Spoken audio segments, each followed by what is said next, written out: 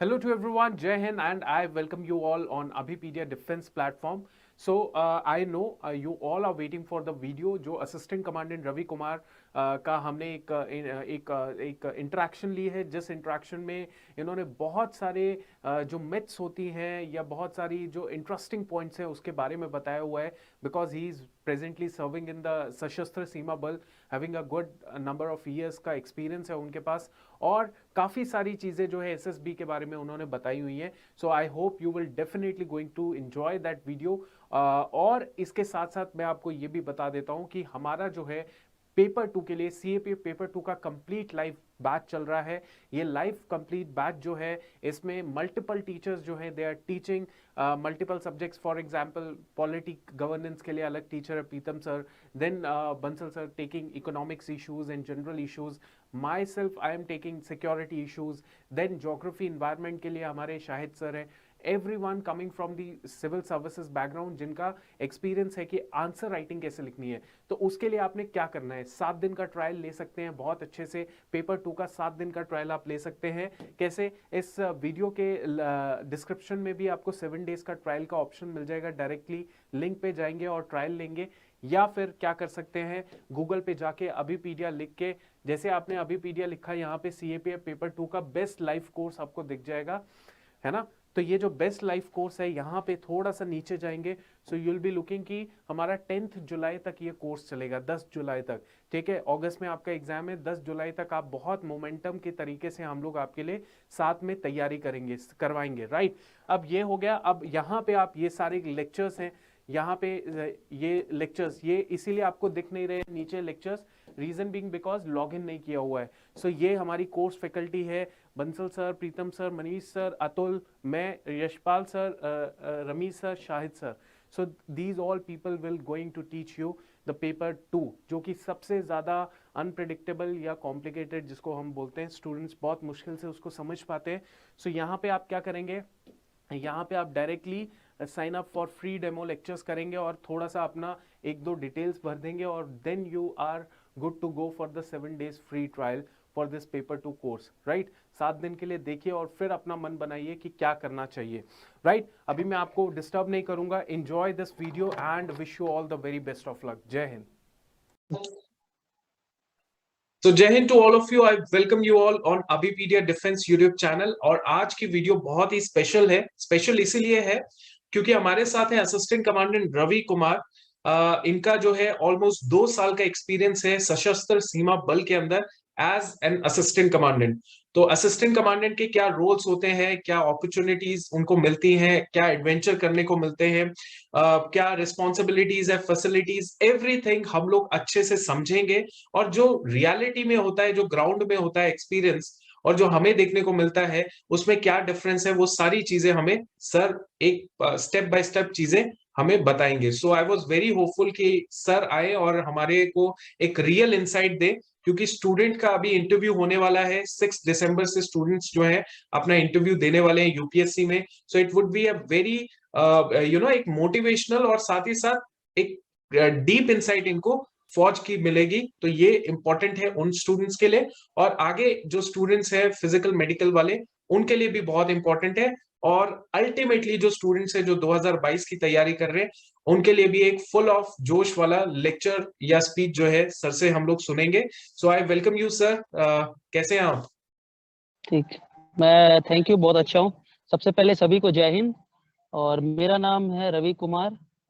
मैं यूपीएससी 2018 में रैंक 124 थी मेरी, और मुझे एसएसबी मिला था सशस्त्र सीमा बल. तो 2020 जनवरी से फरवरी 2021 तक मैंने बेसिक कोर्स किया भोपाल में 1 साल. सर उसके बाद सर मैंने commando. Sorry to interrupt you, but मैं स्टूडेंट्स को बता सर, देता हूँ एक्चुअली. जहाँ पे सर्व कर रहे हैं रवि सर, वहां पे आपको पता है कि ऐसे एरियाज होते हैं जहाँ पे इंटरनेट कनेक्टिविटी शहरों जैसी नहीं होती है जहाँ पे हम लोग बात कर रहे हैं, है ना. तो इसीलिए जी जी अब व्हाट इज मोर इम्पोर्टेंट है स्टूडेंट्स के लिए, आपके लिए है कंटेंट और रियल इंसाइट. तो जितना भी कोशिश आप यू हैव टू मैनेज कि रवि सर जो चीज कह रहे हैं उनको ध्यान से सुनिए. इंटरनेट का ज्यादा परवाह मत मारिए, बस नॉलेज गेन करने की कोशिश कीजिएगा इस सेशन के अंदर. हाँ जी सर. बोलिए। थैंक यू बियर करने के लिए, थैंक यू। क्योंकि जैसा कि मैं बताया ही था मैं पहले कि नेटवर्क का थोड़ा इश्यूज है, तो वही मैं बता रहा था कि मैंने कमांडो कोर्स किया उसके बाद, जो कि काफ़ी अच्छा एक्सपीरियंस रहा CIJW स्कूल ग्वालदम में। और उसके बाद मैं जून से as an assistant commandant posted हूँ एंटी नक्सल ऑपरेशंस में। तो सबसे पहले मैं ये बोलना चाहूँगा कि जो फोर्सेस में है, CAPF में जो 5 फोर्सेस हैं, उसमें जो है सशस्त्र सीमा बल खास करके एक परफेक्ट, जो आप बोल सकते हैं कि मल्टी डिमेंशनल मल्टी रोल में जो एक प्रॉपर CAPF की डेफिनेशन हमें सशस्त्र सीमा बल में मिलती है। सभी फोर्सेस इंपॉर्टेंट है, सभी की अपनी अपनी ड्यूटीज है, लेकिन मैं अपने फोर्स को जो काफी नजदीकी से 2 साल से देख रहा हूँ, तो मुझे जो मैंने देखा है अपने एक्सपीरियंस से भी, अपने सीनियर्स के एक्सपीरियंस से, और जो फील्ड में होता है, तो सशस्त्र सीमा बल जो मुझे हर तरह की अपॉर्चुनिटी, ना ही मुझे, जितने भी फोर्स मेंबर हैं सभी को एक प्रोवाइड करती है कि हर तरह के रोल में जाके हर तरह की ड्यूटीज निभा सकें। जी अतुल जी। सर शुरू से शुरू करते हैं, मतलब कि जी जैसे आप एसएसबी में गए, आपने ट्रेनिंग शुरू की अपनी, तो पहले महीना जो आपका था ट्रेनिंग का, उसमें आपने कैसा, आपका मेंटालिटी चेंज हुआ? पहले कैसे मेंटालिटी थी और अब उस टाइम पे कैसी मेंटालिटी चेंज हुई?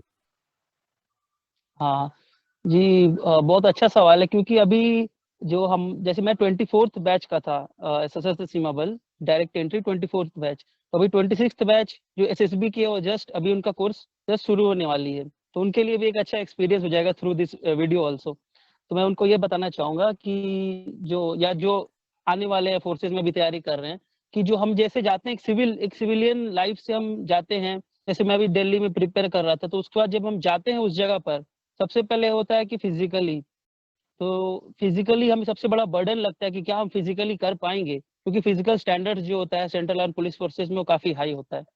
तो फिजिकली हमें थोड़ा चैलेंजिंग लगता है, फिर मेंटली भी होता है, क्योंकि आप हमेशा घर और इस तरह का माहौल में रहते हैं, तो आपको फिर जो जाके हॉस्टल लाइफ, या आप बोल सकते हैं कि जो फोर्स वाली लाइफ जीनी पड़ती है, जिसमें प्रॉपर डिसिप्लिन लाइफ होता है, मॉर्निंग में PT, फिर आपका ड्रिल, ड्रिल के बाद इंडोर क्लासेस है, वेपन की क्लासेस हैं, और भी आपको एक्स्ट्रा करिकुलर एक्टिविटी है, हॉर्स राइडिंग है, स्विमिंग है, हर तरह की चीजें के आपको एक्सपीरियंस मिलता है।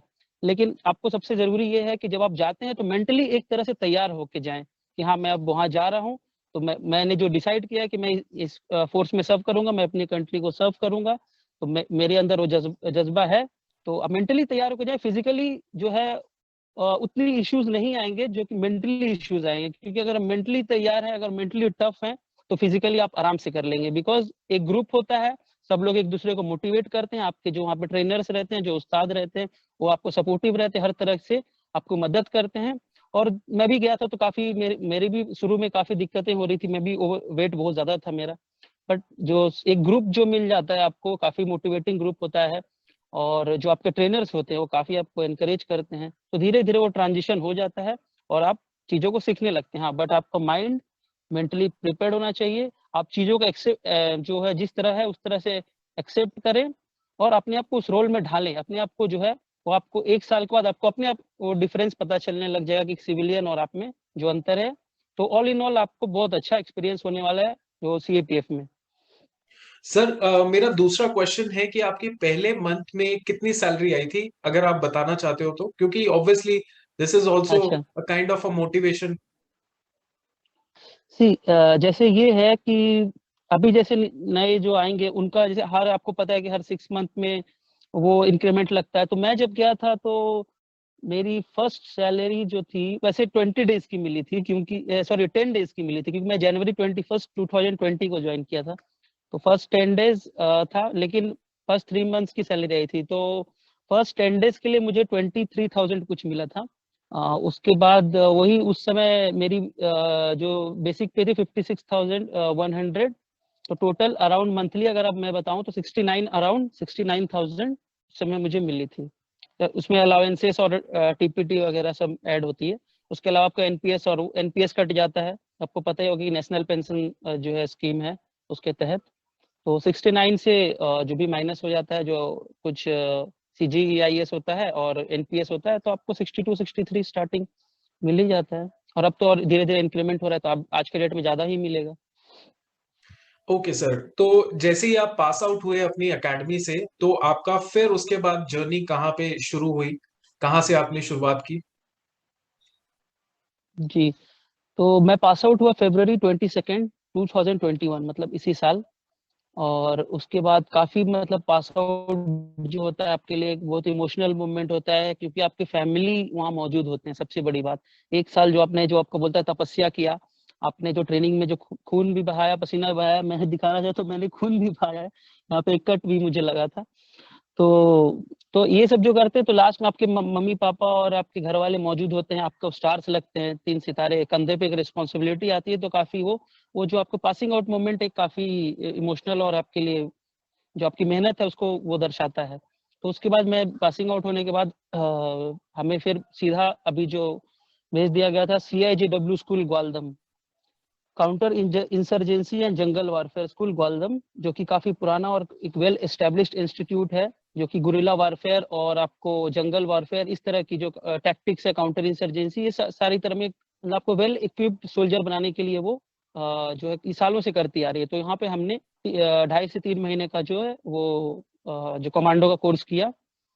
और उसके बाद हम जब कमांडो कोर्स करने के बाद मुझे पोस्टिंग मिली, उसके बाद मुझे उसके बाद से मैं जो एंटी नक्सल ऑपरेशन ड्यूटीज में अभी पोस्टेड हूँ।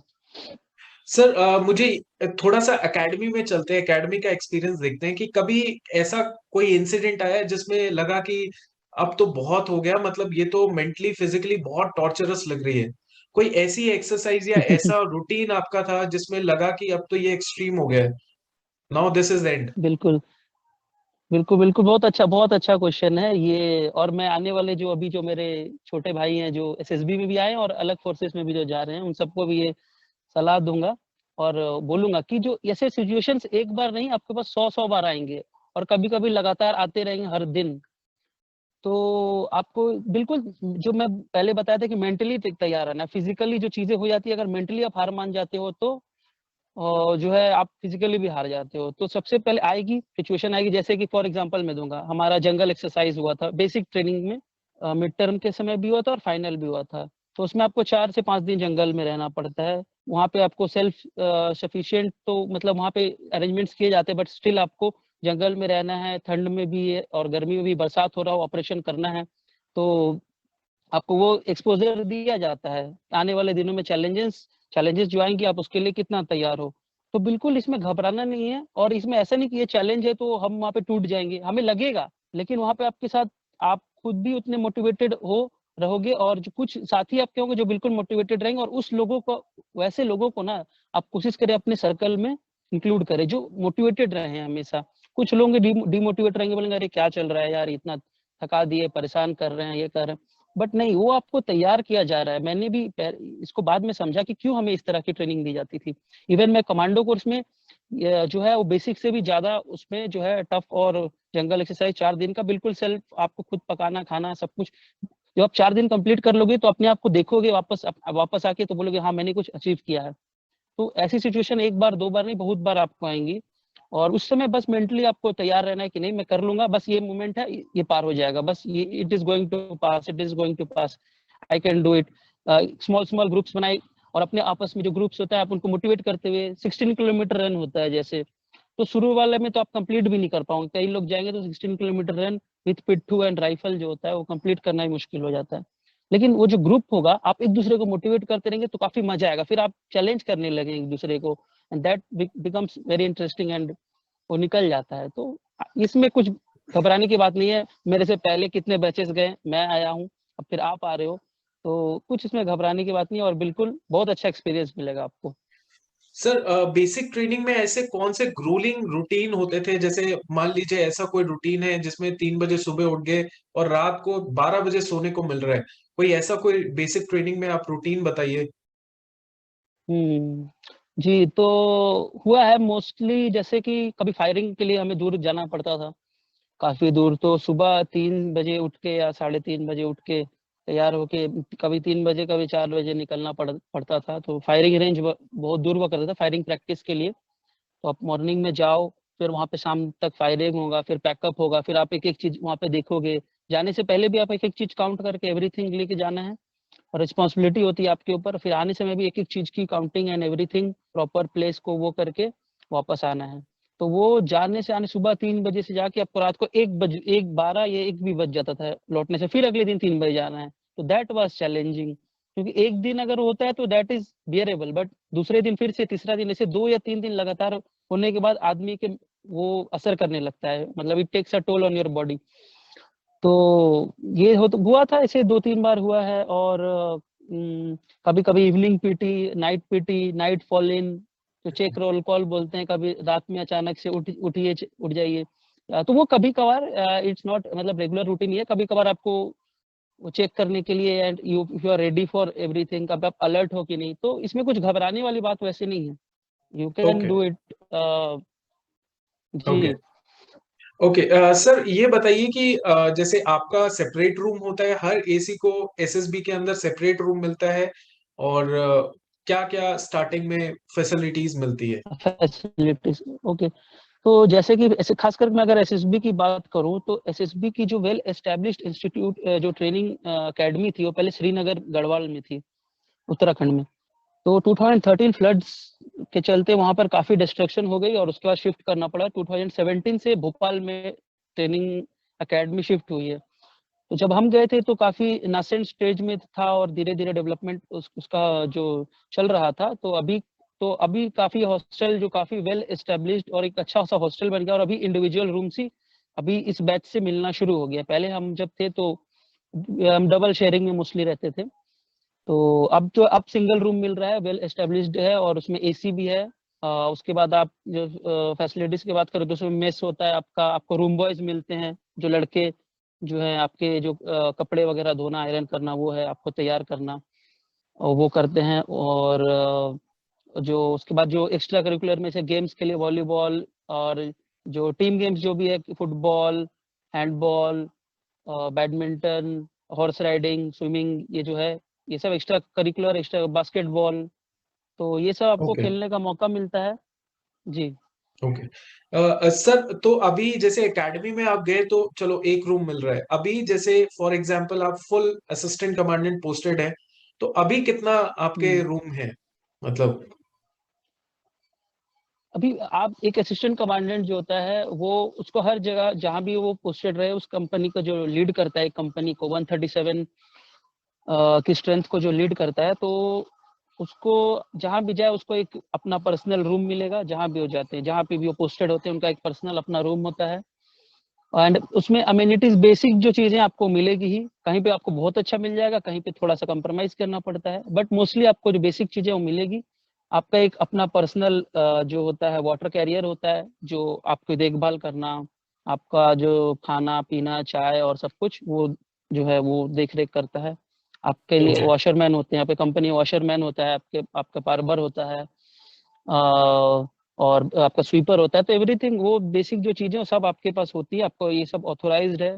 आपकी एक व्हीकल होगी, तो जैसे मेरे पास अभी स्कॉर्पियो है, अपनी जो है मुझे मिली हुई है मेरी ओके। कंपनी में। ओके। जी। ओके। तो राइट ये सर। बेसिक चीजें आपको सारी मिलेगी। ओके। सर ट्रेनिंग के टाइम पे कौन कौन से हथियार आपने चलाए हैं? ये भी काफी लोगों को, मतलब काफी लोगों के लिए काफी एक्साइटिंग रहता है ये सब जानना, वेपन्स। तो काफी मेरे साथी होंगे जो जानना चाहेंगे। तो इसमें जो है बेसिक, आप जितने भी वेपन्स देखे देखे होंगे, सॉरी, तो इसमें आपने जो वेपन्स देखे होंगे, हमारे पास मोस्टली सारे सीएपीएफ के पास होते हैं, जो उसमें से कुछ इंसास राइफल हो गया, एआर हो गया, और जितने भी वेपन्स है, और मोटर हो गया, कार्बाइन, एलएमजी, एमएमजी, ग्रेनेड, और ग्लॉक, बरेटा, काफी हर तरह पिस्टल भी हैं हमारे पास, जो असॉल्ट राइफल भी है, स्मॉल मशीन गन हो गया, और 81 mm motor, 51 mm motor, mini flare. तो ओके। हर तरह का मोस्टली जितना वेपन है हमारे सभी से हमने फायर किया है। ओके। Okay sir. सर जैसे आपने जब अपना बेसिक ट्रेनिंग कंप्लीट किया तो आपने डिसाइड किया कि मैं चलो कमांडो कोर्स करूंगा, लेकिन क्या सारे स्टूडेंट्स ऐसे प्रेफर करते हैं कि मैं कमांडो कोर्स करूंगा, या नॉर्मली क्या उनका प्रेफरेंस रहता है?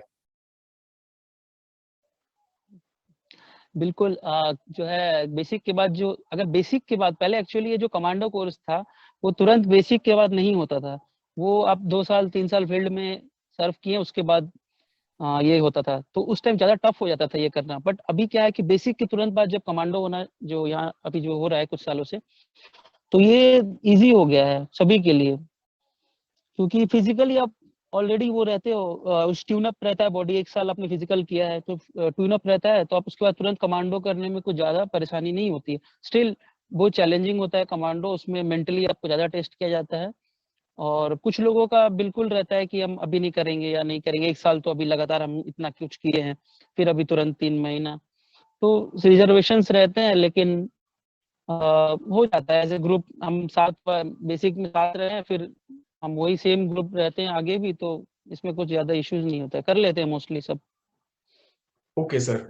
सर जैसे आपने 3 महीने का कमांडो कोर्स कर लिया, 3 साढ़े 3 महीने का, फिर डायरेक्टली कहाँ पे आप पोस्टेड हो गए? जी। पोस्टेड जैसे मैं ये बता दूं कि मैं अभी जो है एंटी नक्सल ऑपरेशंस में पोस्टेड हूँ। मैं लोकेशन तो डिस्क्लोज नहीं करूंगा कि कहाँ पे मैं पोस्टेड हूँ, यस सर, नो लेकिन इशू। मैं एंटी नक्सल ऑपरेशंस में पोस्टेड हूँ। और जैसे कि आप लोग, हाँ, अभी इस जब ये मैं बताता हूँ तो लोगों को थोड़ा सा ये डाउट हो सकता है कि मैं सशस्त्र सीमा बल की बात कर रहा हूँ, सीमा बल, तो मैं एंटी नक्सल ऑपरेशंस में क्या कर रहा हूँ। तो जैसे एसएसबी जो है खाली नहीं, आपका बीएसएफ, आईटीबीपी जो कि इंडो टिबेटन बॉर्डर पुलिस जो चाइना और तिब्बत बॉर्डर पे है, बॉर्डर सिक्योरिटी फोर्स जो पाकिस्तान और बांग्लादेश बॉर्डर पे है, वो भी एंटी नक्सल ऑपरेशंस कर रहे हैं छत्तीसगढ़ और उड़ीसा में, महाराष्ट्र में, तेलंगाना में, बिहार, झारखंड, एवरी सब जगह।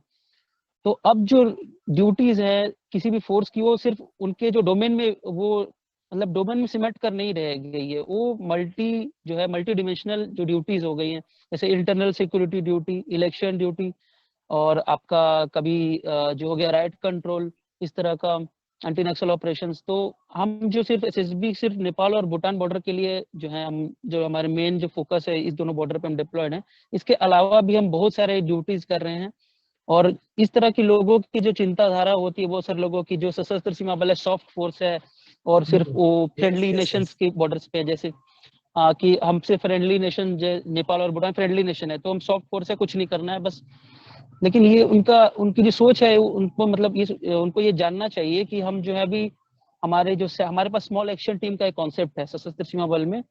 जो स्मॉल एक्शन टीम का जो कॉन्सेप्ट है, उसमें 20 to 25 30 के स्ट्रेंथ होता है, और वो सेल्फ सफिशिएंट एक है। उसमें हर तरह के लोग होते हैं, हर तरह के वेपन्स और सब कुछ होती है, जो कहीं भी जाके हिट स्क्वाड की तरह कोई भी ऑपरेशन को प्लान करके अंजाम देके वापस आ सकता है। तो इस मेरा कहने का मतलब ये है कि जो है अब एक किसी भी फोर्स का सिर्फ उतना डोमेन में काम नहीं रह गया है, उनको हर तरह का काम दिया जा रहा है और वो कर रहे हैं। जैसे वीआईपी सिक्योरिटी भी है इसके अंदर। तो ये जो है, अब आप जो भी इस फोर्स में आ रहे हैं वो तैयार रहे कि हमें हर तरह की ड्यूटीज करने का मौका मिलेगा, और इसको ये नहीं सोचना है कि हमें जो है ये करना पड़ेगा, हम कर पाएंगे कि नहीं। आपको तैयार रहना है कि एडवेंचरस एक चैलेंज की तरह लीजिए, और पॉजिटिव माइंडसेट से आप आएंगे तो आप सब कुछ कर पाएंगे बिल्कुल। सर आपने जी। जैसे बताया कि आपका जो एसएटी है, that is self action training, जो भी स्मॉल एक्शन टीम है। Small action team, right? तो दिस इज जी, दिस इज नॉलेज जो इंटरव्यूज जो अभी देने वाले हैं स्टूडेंट जिनका एसएसबी फर्स्ट प्रेफरेंस है, बिल्कुल दे बिल्कुल। Can use this information. और दिस ऑब्वियसली जैसे, हाँ जी, definitely that will act as, मतलब उसको बोलेंगे रामबाण की तरह यूज कर सकता है अगर वो बताते हैं ये सब। यस डेफिनेटली, क्योंकि ऑब्वियसली एक सॉफ्ट फोर्स की तरह माना जाता है सीआईएसएफ को भी और एसएसबी को, बट ऐसा कुछ नहीं है। रियलिटी आपके सामने है और इसको आप डिनाई नहीं कर सकते हैं, राइट? तो इसके जी अलावा सर, मैं जानना चाहता हूँ एज बीइंग असिस्टेंट कमांडेंट और कौन कौन से चैलेंजेस होते हैं? जी।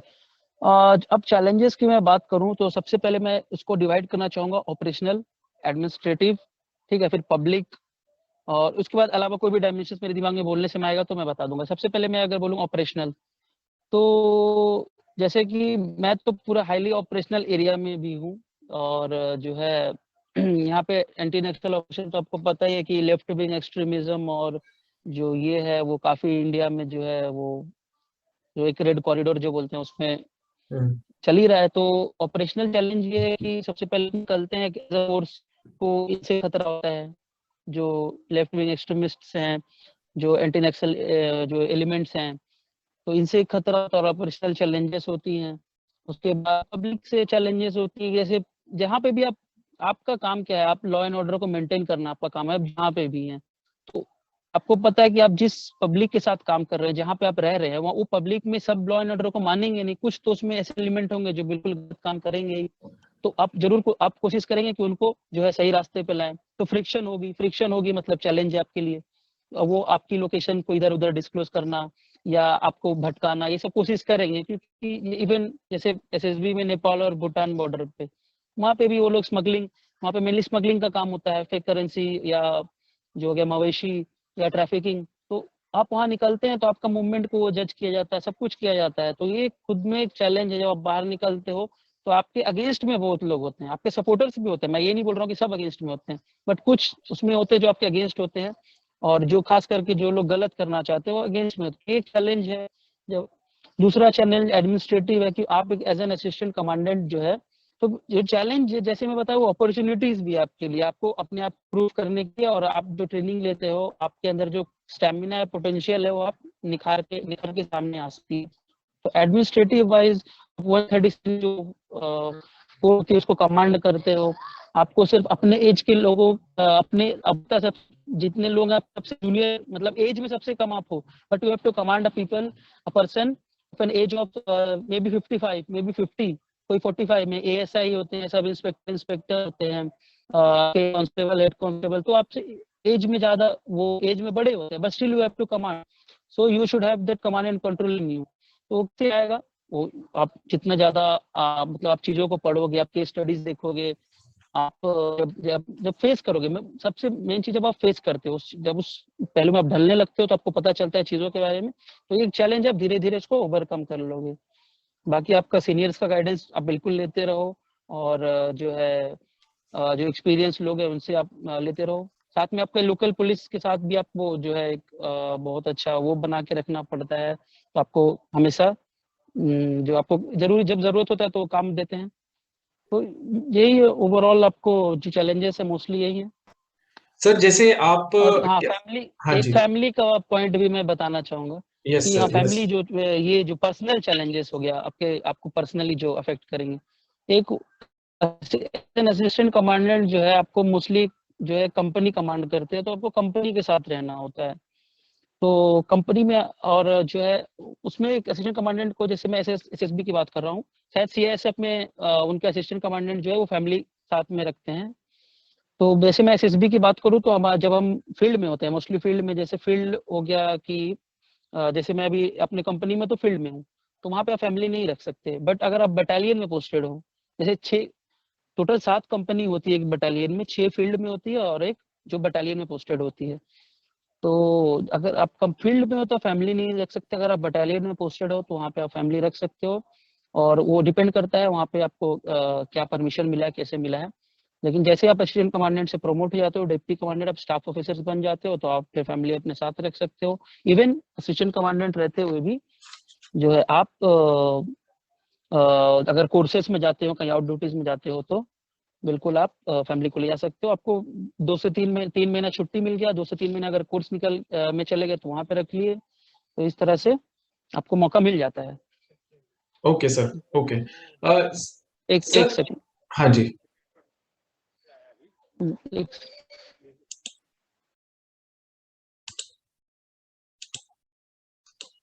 ओके। सर, जैसे जनरली आप पुलिस के साथ जब डीलिंग करते हैं या इंटरेक्शन होता है तो किस लेवल पे आप डील करते हैं पुलिस के साथ? फॉर एग्जांपल, आप डायरेक्टली एसपी को रिपोर्ट करते हैं या डीएसपी या एएसपी को रिपोर्टिंग करना पड़ता है? हाँ, तो इसमें मैं ये बोलना चाहूँगा कि जैसे हम रिपोर्ट तो अपना सिर्फ अपने सीनियर्स को करते हैं, हम we are accountable to our seniors and our force. लेकिन जब आप जैसे हम ड्यूटी में हैं तो हम ऑब्वियसली लोकल पुलिस का हेल्प लेते रहे हैं और वो भी हमारी हेल्प लेती है। इट्स अ म्यूचुअल, मतलब उनको उनके पास स्ट्रेंथ की कमी है, हमारे पास स्ट्रेंथ है, तो हम उनको स्ट्रेंथ प्रोवाइड करते हैं।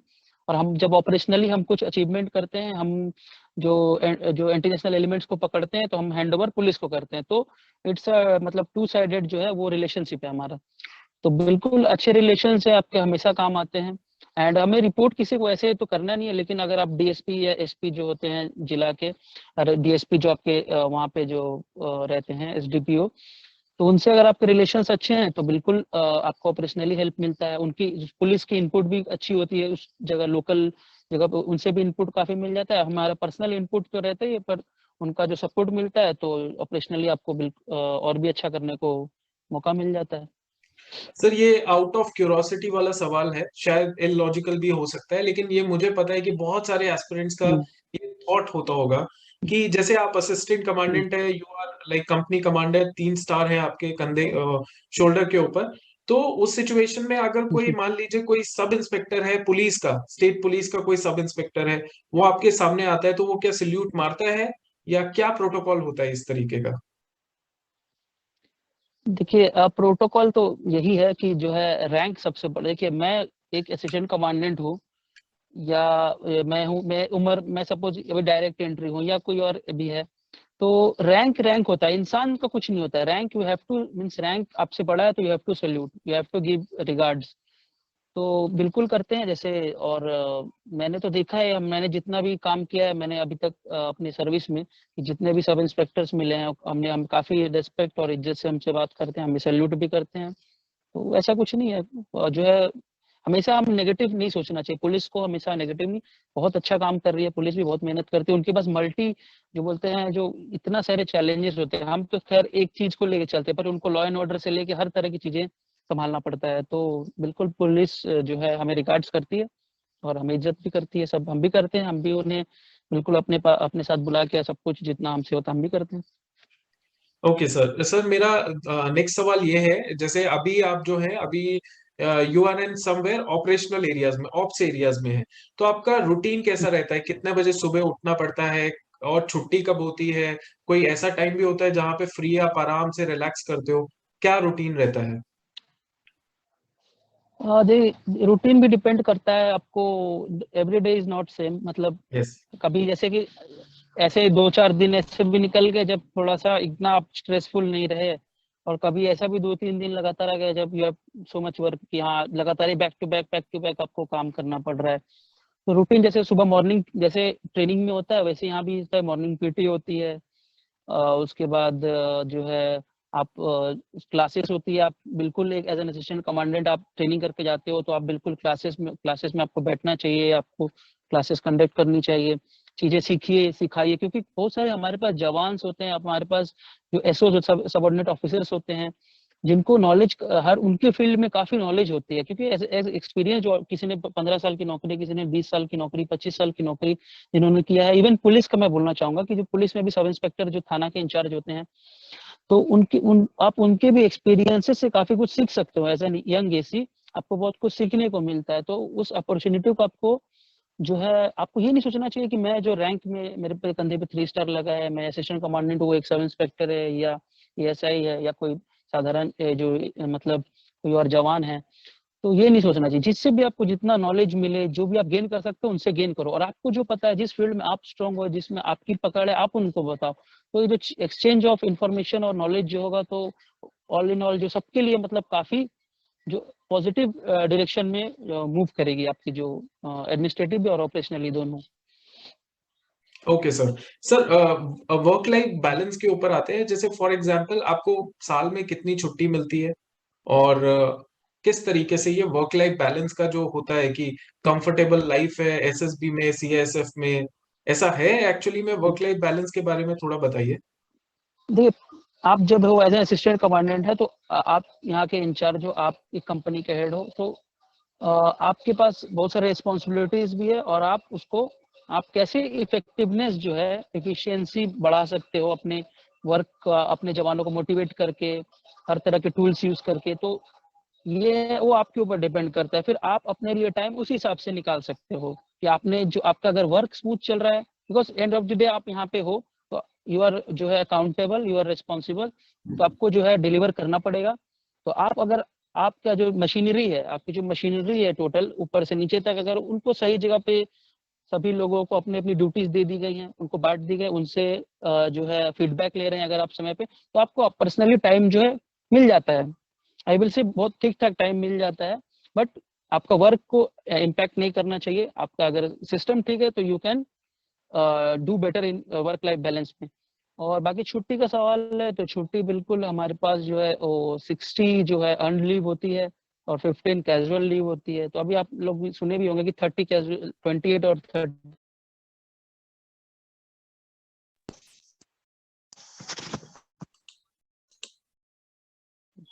Yes sir. हाँ हाँ, तो छुट्टी के रिगार्डिंग बोले तो 60 हमारे पास अर्न लीव होते हैं और 15 कैजुअल लीव होता है। तो ये कैजुअल लीव भी 90 मतलब 30 होने का अभी चल रहा है, उसमें बातचीत चल रही है। तो अभी 75 तो हमारे पास जो है छुट्टी होती है। उसके अलावा आप अगर किसी को पैटर्निटी लीव हो गया वो मिल जाता है, या स्पेशल जो है मेडिकल रिलेटेड कोई इश्यूज है तो उसमें फिर मिल जाता है छुट्टी।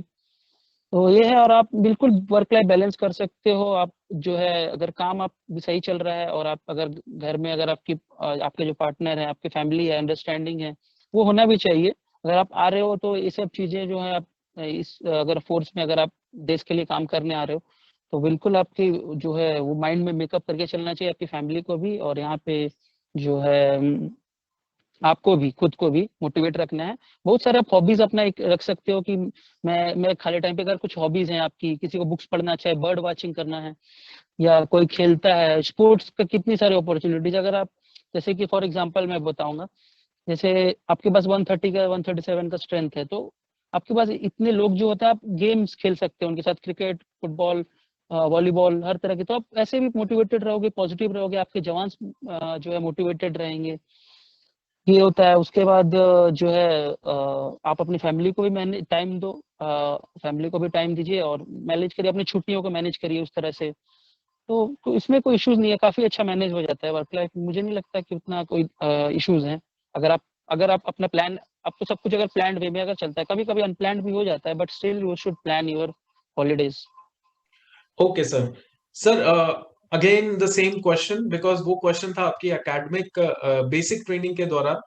अभी जैसे अभी आप फुल फ्लेज कर रहे हो, पोस्टिंग आपकी हो चुकी है, तो अभी what is the current salary, monthly salary, if possible अगर आप डिस्क्लोज करना चाहते हो। देखिए अलाउंसेस बहुत सारे हैं। हाँ। तो हर जगह पे अलाउंस अलग है, हार्डशिप पे डिपेंड करता है। Right risk right and right. Hardship allowance बोलते हैं। जैसे हाई एल्टीट्यूड पे जो है 25,000 है, या जो है कश्मीर में या कहीं जी। पे डीप जंगल्स वगैरह में जो एंटी नक्सल ऑपरेशन में, तो वहाँ पे अलाउंस अलग है। नॉर्मल बॉर्डर्स पे अलग है। तो वो वेरी करता है। तो अराउंड कहीं पे 75 to 90 like that, it varies. Okay sir. Okay, तो हमें एक प्रॉपर तो आइडिया हम्म। मिल गया कि सैलरी बहुत अच्छी रहने वाली है, और ये भी कहा जाता है हाँ कि। डेफिनेट, हाँ जी। गवर्नमेंट पेज यू, मतलब अगर आपको अगर एक अच्छी जिंदगी जीने के लिए आपको गवर्नमेंट बहुत अच्छी सैलरी देती है। और बिल्कुल मुझे लगता है कि आप अच्छा लाइफ जरूर जी सकते हो। और अगर आप सर्विस के मोटिव से आए हो तो बिल्कुल सर्विस करो, आपकी लाइफ अच्छी रहेगी। And you have to manage things well. And obviously ये कहा भी जाता है कि फौजी के पास सैलरी जो होती है वो अपने लिए खर्चने के लिए टाइम नहीं होता उसके पास, तो वो सिर्फ सेविंग रहती है या अपने परिवार के लिए वो यूज कर रहा होता है। आपके साथ भी सर ऐसा ही चल रहा होगा। जी जी बिल्कुल, होता है सेविंग्स भी। ऐसा नहीं है कि खर्च नहीं करते हमारे। अब आजकल तो आपको पता है जो ऑनलाइन रिटेलिंग जो है वो, जैसे कि फ्लिपकार्ट, अमेजन एंड ये सब जो है, तो वो सब जगह अवेलेबल है। तो अब वो जमाना चला गया कि अब खरीद नहीं सकते हैं। हाँ एवरीवन जी। इज, अब जो है वो कल्चर जो बोलते हैं जो कॉस्मोपॉलिटन कल्चर, और उसका तो सब लोग जवान से लेके सब लोग ऑनलाइन शॉपिंग और वो सब खरीदते हैं। वैसा नहीं है कि स्पेंड नहीं करते हैं, स्पेंड करते हैं। और जो है फैमिली के लिए भी टाइम जो है स्पेंड करते हैं। तो ऐसा मैंने नहीं देखता हूँ कि स्पेंड नहीं करते, मैं तो देख रहा हूँ स्पेंड, काफी स्पेंड करते हैं। Right sir. सर अभी आपका क्या आगे करियर प्रोग्रेशन है? करियर प्रोग्रेशन मतलब एसएसबी में क्या 6 साल सर्व करने के बाद मिल जाती है, डीसी बन जाते हैं, या यहाँ पर भी बिल्कुल। कुछ थोड़ा डिले हो जाता है प्रमोशन में? इसमें ये है कि जैसे कि एसएसबी, आईटीबीपी जो है छोटी फोर्सेस जो हैं, ये मतलब छोटे इस सेंस में कि स्ट्रेंथ वाइज, बाकी अगर सीआरपीएफ बीएसएफ से कम जो है कंपेयर करो, बाकी ड्यूटी वाइज तो काफी है। तो यहाँ पे क्या है कि प्रमोशन एवेन्यूज काफी अच्छी हैं एसएसबी की जो है, खासकर एसएसबी की बताऊं तो, इवन आईटीबीपी की प्रमोशन एवेन्यूज काफी अच्छे हैं। फैमिली प्रमोशन तो मिल ही जाता है, वो कभी थोड़ा बहुत अप डाउन तो चलता रहता है, लेकिन प्रमोशनल एवेन्यूज अच्छे हैं। 4 ईयर्स में आपका जो है वो जो 4 साल के बाद आपका पे लग जाता है अगले ये रैंक का, और जो है 5 से 6 साल में आपको प्रमोशन मिल जाता है। Okay sir. सर एक सेकेंड। हाँ जी, हाँ जी, राइट सर। तो अभी सर कुछ ना एसआरटी है, जैसे अभी बच्चे जो अभी इंटरव्यू देने वाले हैं 6 दिसंबर से उनके शुरू होने वाले हैं, तो उनको कई बार क्या होता है एसआरटी पूछ लिया जाता है कि फॉर एग्जांपल आपका जो सीनियर है, डिप्टी कमांडेंट है, वो आपको बोल रहा है कि आप ऑपरेशन में जा रहे हैं और वो आपको कहता है, कमांड कर रहा है, इंस्ट्रक्ट कर रहा है कि आप शूट कर दीजिए, और आप थोड़े से डाउटफुल हैं कि वो बंदा जो है एक्चुअल वो क्रिमिनल है कि नहीं है। तो उस सिचुएशन में what this is a dilemma, तो आप कैसे इस चीज को हैंडल करेंगे? मतलब यू जी। Have a clear cut experience. हाँ जी, बताइए सर। अच्छा, इसमें तो दो बातें हैं। पहली तो ये कि हमारे जो डिप्टी कमांडेंट होते हैं, हमारे सीनियर है, he has a lot of experience. तो उन्होंने 7 साल, 8 साल, 10 साल सर्विस की हुई होती है, तो उनको भी पता है कि वो मतलब ऐसे वेग ऑर्डर्स तो नहीं दे सकते कि सामने है और क्रिमिनल अगर नहीं है तो आप ये शूट कर दो। तो आपको जो है वो चीज़ों को पहले तो खुद, पहले वो जज करेंगे। अगर वो लीड कर रहे हैं तो पहले तो वो जज करेंगे खुद। उसके बाद आप खुद भी जज करो, आप सिचुएशन को देखो, और पहले एनालाइज कर, किसी भी चीज़ को अगर कोई भी ऑर्डर देता है पहले एनालाइज करो, अपने आप को कॉमन सेंस लगाना है वहाँ पर। शूटिंग का बात अगर आ जाती है, पहले तो आप उसको ना, जो इसका अप्रोच होता है कि मतलब लीस्ट जो होता है, सबसे लेस फोर्स अप्रोच, सबसे पहले लीस्ट फोर्स जो है वो लगाना है, फिर ग्रेजुअली इंक्रीज करना है।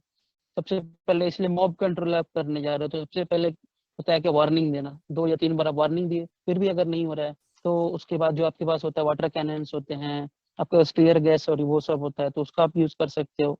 अगर फिर उससे भी नहीं होता है तो फिर हम लोग लाठी चार्ज सुनते हैं। लाठी चार्ज में भी लोअर जो है ऐसे सेंसिटिव पार्ट्स पे ना हो कि किसी को कुछ क्षति हो। और उसके बाद अंत में फायरिंग भी होता है तो हवाई फायरिंग किया जाता है एयर में, ताकि अगर वो उस लेवल तक भी पहुंच जाते हो तो क्राउड जो है डिस्पर्स हो जाता है मोस्टली। तो ऐसे वेग फायरिंग का तो ऑर्डर्स मिलते नहीं है मेरे ख्याल से। अगर मिलते हैं तो आपको अपना बुद्धि विवेक लगाना है और उसको जो है अपने अपने से डील करना है। और जो है ऐसे ऑर्डर्स को जो है, आपको कोई बोलता है कि सीधा शूट करो तो बिल्कुल आप उसको इसी चीज को नहीं करोगे अगर आपको लगता है कि नहीं ये गलत है तो। एक सेकेंड। तो एक्चुअली हाँ ठीक। Yes sir. सो सर मेरा नेक्स्ट एक एसआरटी है, फॉर एग्जांपल क्राउड कंट्रोलिंग में क्या एसओपी होती है जनरली, क्राउड कंट्रोलिंग में? जी जी जी बिल्कुल। इस तरह के क्वेश्चंस के लिए हमारे जो साथी है उनको तैयार रहना चाहिए, जो भी इंटरव्यू के लिए जा रहे हैं। सिचुएशन रिएक्शन जो क्वेश्चन पूछा जाता है क्राउड कंट्रोल में, आपके पास, आप एक सेंट्रल आर्म पुलिस फोर्स हो तो आपके पास जो होगा, आपके पास बॉडी प्रोटेक्टर्स होते हैं, हेलमेट होता है, आपके पास एल्बो गार्ड होता है, आपके पास नी गार्ड होता है। तो आपके पास अपने आप को बचाने के लिए सारी चीजें मौजूद है। आपके पास एक लाठी होता है, पॉलीकार्बोनेट लाठी बोलते हैं उसको। तो आप अपने आप।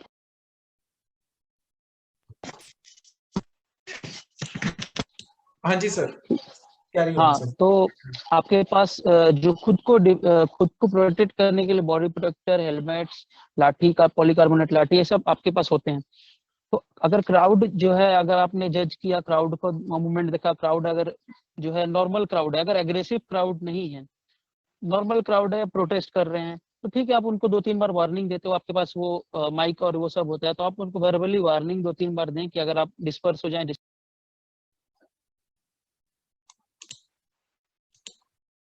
Yes sir, yes sir. अच्छा हाँ ठीक। हाँ, तो आप सबसे पहले उनको डिस्पर्स करने के लिए सबसे 3 बार, 2 या 3 बार वार्निंग दो कि आप डिस्पर्स हो जाओ जब नॉर्मल क्राउड है। फिर आपने देखा कि नहीं, क्राउड में जो है क्राउड मान नहीं रहा है, क्राउड जो एग्रेसिव हुए जा रहा है, वो पीछे मुड़ने को तैयार नहीं है, हटने को तैयार नहीं है। तो आप कोशिश करोगे कि उनमें से जो लीडर्स, जो जो एसओपी के तहत मैं बता रहा हूँ, कि जो उनमें से आपको लग रहा हो कि 2-4 लोग आपको दिख रहे होंगे सामने जो ज्यादा एग्रेसिव हो रहे होंगे, उनमें से कोई 1-2 लीडर होगा, उनका नेता होगा, तो ऐसे 3-4 लोगों को आप कोशिश करोगे कि साइड लेके आने के लिए, अलग क्राउड से निकाल लेने की कोशिश करोगे, या साइड लेके उनको डील करने की कोशिश करोगे। उनसे अगर बात करके अगर वो हो जाते हैं, ठीक है। और या फिर इनको ये भी कर सकते हो कि तुम लिखित में दो, या आप तुम रिटर्न दो, या तुम इसकी रिस्पॉन्सिबिलिटी लेते हो। ठीक है, अगर अगर ये ऐसे अगर लीडर आइडेंटिफाई हो जाता है तो वो करना चाहिए। अगर लीडर आइडेंटिफाई नहीं हो रहा है, अगर आपको लग रहा है कि पूरा मॉब ही जो है वो कुछ ना कुछ गलत करेगी, तो आपके पास, जैसे मैं पहले ही बताया कि आप इंफॉर्मेशन। हाँ जी सर। हाँ जी सर। हाँ, तो मैं वही बता रहा था कि सबसे पहले आप जो है, अगर मॉब कंट्रोल नहीं हो रहा है, एक लीडर्स भी आइडेंटिफाई नहीं हो रहा है, तो आप क्या करोगे, जो जो मैं समझता, ग्रेजुअल फोर्स इंक्रीज करना है। पहले वार्निंग नहीं हुआ, ठीक है, उसके बाद आपने क्या किया कि जो है वाटर कैनन, या आपके पास जो टीयर गैस है, स्मोक गैस होता है, उसको डायरेक्ट डायरेक्ट ऑन क्राउड वो फायर भी नहीं किया जाता है, उसको या तो जमीन पे फायर किया जाता है रिकोशेट करके, या जो है हवा में किया जाता है, ताकि क्राउड डिस्पर्स हो जाए। और वो सब भी नहीं होता है, एंड ऑफ द डे आपके पास एक मैजिस्ट्रेट होता है, आप सिर्फ एज एन असिस्टेंट कमांडेंट आप फायर आप खुद से नहीं करोगे। अगर वर्स्ट केस में अगर आपके पास कोई मैजिस्ट्रेट और वहाँ का जो है डीएम, वो उनसे कांटेक्ट नहीं हो रहा है, स्टिल फायर उनका ऑर्डर्स होना चाहिए, सब कुछ होना चाहिए, because end of the day they are responsible. तो ओके। वो भी हवाई फायरिंग किया जाता है, ताकि वर्स्ट केस में वो वहां से डिस्पर्स हो जाए। तो स्लोली ग्रेजुअली आपको फोर्स को इंक्रीज करना है। Okay sir. जी। सर एक एक जनरल सवाल आ जाता है एसआरटी के अंदर ही कि फॉर एग्जांपल आप 130 बंदों को मैनेज करते हैं, तो उनमें से कुछ ऐसा एक जवान है जो मेंटली बहुत डिस्टर्ब हो चुका है। हमने अभी रिसेंटली इंसिडेंट इन सीआरपीएफ भी देखा। तो obviously as being assistant commandant आप किस तरीके से ये क्या प्रोसेस होता है, ऐसे इंसिडेंट हो क्यों जाते हैं जब आप वहां पे हैं काम कर रहे हैं, तो कहाँ पे लूप होल रह जाता है सर? देखिए, इसमें बहुत सारी चीजें हैं, जो मतलब सिर्फ एक इशू नहीं है, इसके पीछे बहुत सारे इश्यूज हैं। बहुत सारी जगह पे जो है टफ होता है, जो हमारे जो जवान के लिए काम जो है, वर्क प्रोफाइल जो होता है उसका बहुत टफ होता है, सिचुएशन टफ होता है, टेरेन टफ होता है। तो फैमिली से इतना दूर रहना पड़ता है उनको। तो एज ए कमांडर, जैसे मैं हूँ या कोई भी वहाँ पे कमांडर है, तो उसको अपने ट्रूप्स को मोटिवेट करके रखना चाहिए। उनको ट्रूप्स को हमेशा मोटिवेशन, उनको जो है उनको जो है उनको अपना जो हॉबीज एक्सप्लोर करने का मौका देना चाहिए, उनको गेम्स खेलने के लिए encourage करना चाहिए, माइंड एंगेज रखिए उनको देखिए, और जो उसमें देखिए कि अपने ट्रूप्स जो है उसमें से आइडेंटिफाई करें। आपको पता होना चाहिए कि आपके हर एक इंडिविजुअल में के जो है क्या चल रहा है अंदर। आपको चीजों को पता करने के लिए आपके पास मैकेनिज्म होना चाहिए कि चल क्या रहा है। आप सिर्फ अपने रूम में बैठे हो, आप देख नहीं रहे हो कि अंदर वहाँ क्या चल रहा है, ग्राउंड रियलिटी क्या है, तो ये आपका फेलियर है। तो आपको चीजों को आइडेंटिफाई करना है, मोटिवेट करना है ट्रूप्स को, जो टाइम देना है, उनसे बातें करनी है, एक एक इंडिविजुअल को पहचानना है, उसकी जो कैसा है क्या है। जो है, अगर आप ये सब चीजों पे, बेसिक चीजों पे ध्यान देते हो, उनके जो वेलफेयरिस्टिक अप्रोच होना चाहिए आपके अंदर, कि हाँ जो है, ड्यूटीज तो जवान करते ही हैं, हमारे देश देश के सारे जवान जो है मेहनती होते हैं, ड्यूटीज करते हैं, लेकिन आपको भी देखना है कि उनको जो वेलफेयर हम दे सकते हैं, उनके लिए हम जो as a company commander, as a हमारे जो हायर कमांड जो सब करते हैं, वो कितना ज्यादा हम उनको दे सकते हैं। तो इससे क्या होगा कि उनके मेंटल जो स्ट्रेस है वो नहीं होगा। काउंसलिंग करिए, जो रेगुलर काउंसलिंग एंड ऑल।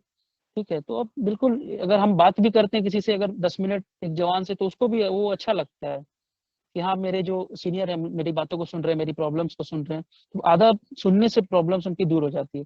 तो ये सारी चीजें अगर आप करते हैं तो बिल्कुल माहौल जो अच्छा रहेगा और इस तरह की घटनाएं नहीं होंगी। Okay sir. सर एक एक एस्पेक्ट होता है girls entry in the CAPF, right? We have started our initiative to give them the real experience mock sessions, personalized question bank हम लोग दे रहे हैं, और हम लोग ने काफी ज्यादा स्टूडेंट्स को इंटरव्यू किया उसमें से। अब मैं देख रहा हूँ कि इस बार गर्ल्स जो है उन वो भी काफी ज्यादा एंथुजियास्टिक है टू जॉइन द सीएपीएफ। तो गर्ल्स का जी। एक्चुअल अभी क्या आपके प्लेटफॉर्म में क्या है, मतलब what is the status, are they जी। एंजॉयिंग द सर्विस, और वो ऐसा लगता है कि कुछ कोई इश्यूज हैं क्या, करंट स्टेटस क्या है? अच्छा, गर्ल्स कैसे बताऊं, सीएपीएफ्स में तो खास करके डेफिनेटली विन जो हमें है, वो गर्ल्स और जो है फीमेल बहुत जरूरत है, बिकॉज हम पब्लिक से डीलिंग करते हैं, नॉट लाइक डिफेंस फोर्सेस की। हम हाँ जी। जो पब्लिक डीलिंग बहुत ज्यादा है, तो हमें बिल्कुल जो है जरूरत भी है, फोर्स को भी रिक्वायरमेंट है कि जो है हम डाइवर्सिफाई करें। और आजकल जो है हम देख भी रहे हैं कि जो ट्रेंड है, वो काफी गर्ल्स लोग खुद भी इंटरेस्टेड है कंट्री को और इसमें फोर्सेस में सर्व करने के लिए। इवन मैं अपने बैच की बता रहा हूँ, हमारे साथ दो फीमेल असिस्टेंट कमांडेंट अनुराधा और अलका, ये दोनों काफी ट्रेनिंग में बहुत अच्छे थे, बहुत एक्टिवली पार्टिसिपेट किया और आज के डेट में वो काफी अच्छा कर रहे हैं। ऐसे कोई ना उनके साथ ऐसा कोई इश्यूज भी नहीं है, उन्होंने काफी एंजॉय किया ट्रेनिंग को और अभी भी जो फील्ड में काफी अच्छा सर्व कर रहे हैं। तो बिल्कुल जो है वो एग्जांपल्स हैं और मैं तो कहूंगा कि बिल्कुल आप आएं, आप जो है देखें और आपके लिए जो बेसिक फैसिलिटीज हैं वो बिल्कुल महिलाओं को मिलती है। वैसा उनको ये नहीं सोचना है कि नहीं मिलती है। ग्रीवियंस रिड्रेसल भी होता है, सब तरह की मैकेनिज्म भी है अगर कोई इश्यूज होता है। तो चाहूंगा कि जो है जो जेंडर डिस्पैरिटी है फोर्सेस में, चाहे वो सीएपीएफ में हो या आर्म फोर्सेस में, वो दूर हो। बिल्कुल उनको आना ही चाहिए। Okay sir. सर एक एक यस। हाँ हाँ, जी। बोलिए बोलिए। मेरा एक सवाल है regarding girls entry in the CAPF. मतलब ये जर्नली देखा जाता है कि कुछ फीमेल्स जो है वो after after giving their service for 2 to 4 years 6 years, वो फिर retire retire in the sense कि वो बाहर आ जाती हैं सीएपीएफ से। Is it because promotion opportunities उनको कम मिलती हैं, या कोई और डिस्क्रिमिनेशन होता है, या ऐसा कुछ कोई चैलेंज उनको देखना पड़ता है कि इतना फिर एट्रिशन हो जाता है उनका? देखिए ऐसे तो मतलब प्रमोशनल तो कुछ ऐसी वैसा नहीं है हाँ जी। कि प्रमोशन रिलेटेड जो है वो पूरा बैच का, वो बैच जो नॉर्मल प्रमोशन रूल्स है उसी हिसाब से होता है, उसमें कुछ डिस्क्रिमिनेशन तो नहीं है। दूसरा हो गया कि कहीं कहीं पे मैं ये एडमिट करूंगा कि हर जगह पे कंड्यूसिव नहीं होता है, जैसे कि टेरेन वाइज और ये wise, but still they can cope up. मैं ऐसा नहीं बोल रहा हूँ कि वो नहीं कर सकते, दे कैन कोप अप। तो जो है करने का बहुत सारे कारण है कि क्योंकि जो है कोई मैटरनिटी के बाद उस तरह के चैलेंजेस फेस करते हैं, जैसे कि मैं असिस्टेंट कमांडेंट या बिलो असिस्टेंट कमांडेंट आप फैमिली रखने का तो ऐसा मतलब अपने साथ में कंपनी परमिशन नहीं होता, बटालियन में रख सकते हैं। जो आप स्टैटिक लोकेशन में अगर आप पोस्टेड हैं, अगर आप ऑपरेशनल में नहीं है तो आप बिल्कुल फैमिली वहाँ रख सकते हैं। लेकिन तो वही होता है कि फैमिली से दूर रहना या जो हो गया अपने जो सपोज बच्चों से दूर रहना या कभी बाहर रहना, तो ये एक रीजन होता है कि कभी ड्यूटीज की रिक्वायरमेंट होती है दूर रहने की। तो इसमें थोड़ा सा ओके। मेंटली टफ तो बनना पड़ेगा, लेकिन वैसे कुछ वैसा डिस्क्रिमिनेशन में वैसा तो नहीं है कि उनको पीछे रखना ओके। है या कुछ। Right sir. सर अभी आपका क्या नेक्स्ट टारगेट है, what you are planning for? आपने कमांडो कोर्स तो कर लिया। ठीक ठीक, ओके। हाँ जी सर। तो आपका ये जो आप नेक्स्ट टारगेट क्या है, कि आपने अपना जो कमांडो कोर्स है उसको कर लिया, अभी आप एकदम पूरा अपना वो जो थेरेटिकल एक्सपीरियंस है, प्रैक्टिकल है, उसको ग्राउंड लेवल पे इम्प्लीमेंट कर रहे हैं। तो अभी आगे क्या सोच रहे हैं? अभी what is your next planning, deputation और एनीथिंग एल्स? अच्छा हाँ, हाँ डेप्यूटेशंस के बारे में मैं थोड़ी सी बात करना चाहूंगा। जैसे कि हाँ, इसमें अपॉर्चुनिटीज की मैं बात करूंगा कि एज एन असिस्टेंट कमांडेंट जब मैं एसएसबी या बीएसएफ या किसी भी सीएपीएफ में मैं हूँ, तो आपको डेप्यूटेशंस का बहुत अच्छा अपॉर्चुनिटी मिलता है, जहाँ पे फैमिली और आप सब कुछ अपने साथ जो है रख सकते हैं। और जो है आपको एक्सपोजर, मेन है एक्सपोजर मिलता है। अलग चीज जैसे SPG, NSG, NIA, IB, raw, even जो है जो पुलिस में भी मिलते हैं। तो इस तरह की जो डेप्यूटेशंस हैं उसमें आप एक्सप्लोर कर सकते हो अलग अलग चैलेंजेस, अलग अपॉर्चुनिटीज। उसके बाद जैसे कि मैं पहले भी बताया था कि जो फोर्स जो है अब एक तरह की ड्यूटीज नहीं कर रही है, मल्टी रोल कर रही है। तो आप अपने होम स्टेट में भी जाने का मौका मिलता है। कई लोग सोचते हैं कि हम नहीं जा सकते, तो बिल्कुल जा सकते हैं। इवन बीएसएफ में रह के भी आप जो है जो यस सर। सॉरी वो फिर से फोन हो यस सर। गया।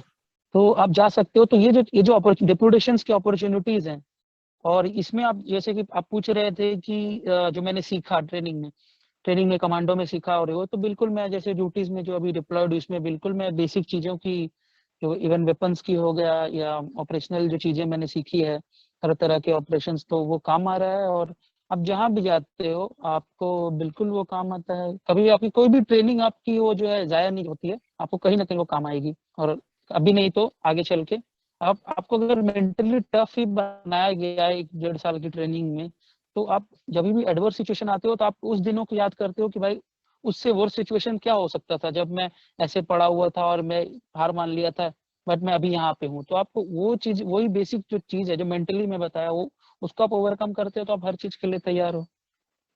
Right sir. रवि सर, जी। अब ये थोड़ा सा मोटिवेशनल, लाइक आप क्या मोटिवेशन दोगे उन स्टूडेंट्स के लिए 2022 की तैयारी कर रहे हैं? पता नहीं कितनी वैकेंसी आएगी, और बहुत सारे लूप होल्स होते हैं प्रोसेस के अंदर, लेकिन बेचारे अभी भी लगे होते हैं पूरे दिल जान से। तो उनका जो जोश है और थोड़ा सा बूस्ट करने के लिए उनके लिए कुछ बोलिए। बिल्कुल, वैकेंसीज तो आएंगी, बढ़ेंगी बिल्कुल अभी, क्योंकि मैं जैसे बता रहा हूँ कि जो हमारा जो ड्यूटीज है वो बहुत ही मतलब डाइवर्स हो चुका है, खास करके इंटरनल सिक्योरिटी एंड ऑल जो है बहुत डाइवर्स हो गया। बहुत ज्यादा हमें जो है अभी हर जगह पे हमें डिप्यूटेशंस और वर्क के लिए हमारी रिक्वेजिशन हमें दिया जाता है। तो आने वाले दिनों में वैकेंसीज बढ़ने ही वाली है, क्योंकि लास्ट ईयर शायद थोड़ी कम वैकेंसीज आई थी, तो मतलब पिछले बार, तो इस बार बिल्कुल बढ़ेगी। और होपफुल रहिए, सब लोग जो है अपना मेहनत करिए, लगे रहिए, ऐसा कुछ नहीं है कि आप नहीं कर सकते। Fight for that, fight for और वन सीट जो आप है, आप सोचो कि मुझे है, जितना सीट है आपको उससे मतलब नहीं है, आपको अपना जो है पोजीशन लाना है। आप अपना प्रिपरेशन पे फोकस करो। आप जो बेसिक चीजें, जो बेसिक बुक्स है, बेसिक जो तरीका, पीईटी में मैं देखा हूँ अच्छे अच्छे कैंडिडेट्स जो है काफी मतलब टैलेंटेड हर तरह से, लेकिन पीईटी में है जो जो नॉर्मल लॉन्ग जंप हो गया, या जो मैं देखा हूँ शॉर्ट पुट में, इवन मैं देखा हूँ कि जो सबसे इजी होता है उसमें भी लोग जो है डिस्क्वालीफाई होते हैं। तो ऐसा नहीं है कि आप जो जब ये तैयारी कर रहे हो सिर्फ रिटेन का, तो अपना फिजिकल को बिल्कुल छोड़ दो, थोड़ा थोड़ा फिजिकल करते रहें। और जब रिटेन का रिजल्ट आता है तो फुल्ली फोकस जो है पीटी इंटरव्यू के साथ पीटी पे भी करें। और जो लोग अभी जिनके साथ पीटी भी अभी होने वाली है, तो उस पर जरूर फोकस करें, मोटिवेटेड रहें। कोई ऐसा नहीं है कि जो है आसपास क्या चल रहा है, जैसे कोविड का सिनारियो था पहले भी साल, 1 साल 2 साल से लोग जो है काफी डिस्टर्ब थे, लेकिन आप अपना फोकस को जाने नहीं दें, क्योंकि कंपटीशन टफ है, सबको पता है। लेकिन आपको देखना है कि नहीं, मैं अपने आप पे बिलीव रखिए, कॉन्फिडेंस रखिए कि नहीं, मैं कर लूंगा, मैं मेरे पास जो है मेरे पास एबिलिटी है।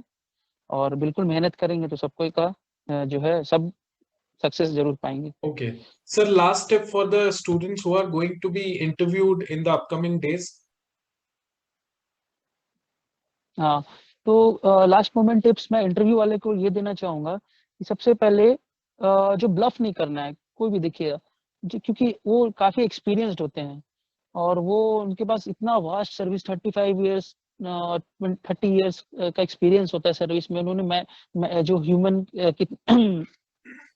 कितना ही मतलब लोगों के साथ मतलब हैंडल किए हुए रहते हैं, तो उनके साथ ब्लफ मत करिए, जो ट्रूथ है, क्योंकि वो ऑनेस्ट ऑफिसर खोजते हैं। खास करके जब आप सेंट्रल आर्म पुलिस फोर्सेस की मैं बात करता हूँ, तो इवन हर जगह पे ऑनेस्ट ऑफिसर्स खोजते हैं। तो आप उनको, अगर आपको कुछ नहीं आता है तो सॉरी सर, मुझे सर इसकी sir right now I can't recall, इस तरह के बोल के आप जो है अपना नेक्स्ट क्वेश्चन की तरफ जा सकते हैं। उसके बाद जो चीज आपको आता है, आप कोशिश करें कि जो जैसे सभी जो है बताते हैं कि आप उनको गाइड करो अपने हिसाब से, जिसमें आप जिस फील्ड में आप स्ट्रांग हो, उसकी जो थोड़ा बहुत उनको जो लीड देकर उनको उस तरफ जो है ले जाने की कोशिश करो अपने स्ट्रांग पॉइंट्स पे। बाकी अनप्रिडिक्टेबल ही होता है, आपको पता है। मैं अपनी एक्सपीरियंस की बात करूं, तो मैं जो है